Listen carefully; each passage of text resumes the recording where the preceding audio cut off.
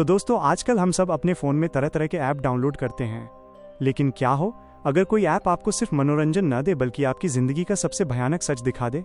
आज की कहानी निशा की है, जिसने एक ऐसे ऐप को डाउनलोड किया जिसने उसे उसकी अपनी मौत का आईना दिखा दिया। वीडियो को एंड तक देखना, क्योंकि ये कहानी आपको अपना फ़ोन फेंकने पर मजबूर कर देगी। निशा एक कॉलेज स्टूडेंट थी और सोशल मीडिया की दीवानी। हर नई चीज़ को ट्राई करना उसकी आदत थी। एक दिन उसे अपने फ़ोन पर एक अनजान विज्ञापन दिखा, द मिरर ऐप, अपनी छिपी हुई असलियत देखें। उसे लगा कि ये कोई फ़िल्टर ऐप होगा। उसने मजाक में उसे डाउनलोड कर लिया। ऐप खोलते ही निशा की स्क्रीन पर उसका खुद का चेहरा आ गया, जैसे कोई साधारण सेल्फी कैमरा हो। लेकिन तभी एक अजीब सी आवाज़ आई, चेहरा देख रही हो? क्या तुम अपनी मौत देखना चाहोगी? निशा चौंक गई। उसे लगा कि ये कोई प्रैंक है। उसने यस बटन पर क्लिक किया। ऐप की स्क्रीन पर अचानक उसका चेहरा बदल गया। उसकी आंखें काली हो गईं, उसके चेहरे पर खरोच के निशान आ गए और उसके गले पर एक गहरा नीला दाग था, जैसे किसी ने उसे बुरी तरह घूंटा हो। निशा की चीख निकल गई। ये क्या बकवास है? उसने तुरंत ऐप बंद कर दिया, पर ऐप बंद नहीं हुआ। वो बार बार खुद ही खुल रहा था। तभी उसकी स्क्रीन पर एक टाइमर चलने लगा। डेथ इन 59 मिनट 59 सेकंड, मौत में 59 मिनट 59 सेकंड। निशा कांपने लगी। उसने सोचा कि ये कोई साइबर हमला है। उसने अपने दोस्त करण को फोन किया। करण एक हैकर था। करण, मेरे फोन में एक अजीब ऐप आ गया है। ये मेरी मौत दिखा रहा है और एक टाइमर चल रहा है। करण ने कहा, निशा, ये एक डार्क वेब ऐप है जिसे मोमेंटम कहा जाता है। ये लोगों को उनके आखिरी पल दिखाता है। इसे तुरंत डिलीट करो। निशा ने डिलीट करने की कोशिश की, पर ऐप डिलीट नहीं हुआ। उसने फोन स्विच ऑफ करने की कोशिश की, पर फोन स्विच ऑफ भी नहीं हुआ। टाइमर तेजी से कम हो रहा था। 50 मिनट बचे थे। निशा अपने घर से बाहर भागी। उसे लगा कि अगर वो उस जगह से दूर चली जाए जो ऐप दिखा रहा है तो शायद वो बच जाएगी।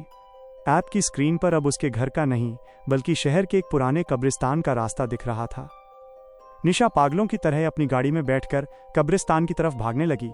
रास्ते में ऐप की स्क्रीन पर उसका चेहरा बार बार बदल रहा था। कभी वो चीख रही थी, कभी उसकी आंखें खून से भरी दिख रही थीं। 10 मिनट बचे थे। निशा कब्रिस्तान पहुंच गई। ऐप ने एक खास कब्र की ओर इशारा किया। जैसे ही वो उस कब्र के पास पहुंची, उसका फोन जोर से वाइब्रेट करने लगा। स्क्रीन पर लिखा था, तुम्हारी मौत इस कब्र से जुड़ी है। निशा ने देखा कि वो कब्र बहुत पुरानी थी और उस पर कोई नाम नहीं था, बस एक अजीब सा प्रतीक बना था। तभी उसने महसूस किया कि कोई उसके पीछे खड़ा है। 5 मिनट बचे थे। निशा पीछे मुड़ी। वहां कोई नहीं था। उसे लगा कि वो बच गई। उसने राहत की सांस ली और अपने फोन की तरफ देखा। टाइमर पर लिखा था 5 सेकंड। अचानक निशा के फोन की स्क्रीन पर वो चेहरा फिर से आया। वही गला घोंटा हुआ, आंखों में कालापन भरा चेहरा। इस बार वो मुस्कुरा रहा था। निशा ने महसूस किया कि कोई उसके गले पर कसकर हाथ रख रहा है। उसे सांस लेने में दिक्कत होने लगी। वो अपने गले पर हाथ रखने वाले को देख नहीं पा रही थी, पर उसे एक बर्फीला एहसास हो रहा था। उसकी आंखें बाहर निकलने लगीं। वो समझ गई कि ऐप उसे सिर्फ उसकी मौत दिखा नहीं रहा था, बल्कि उसे मार रहा था।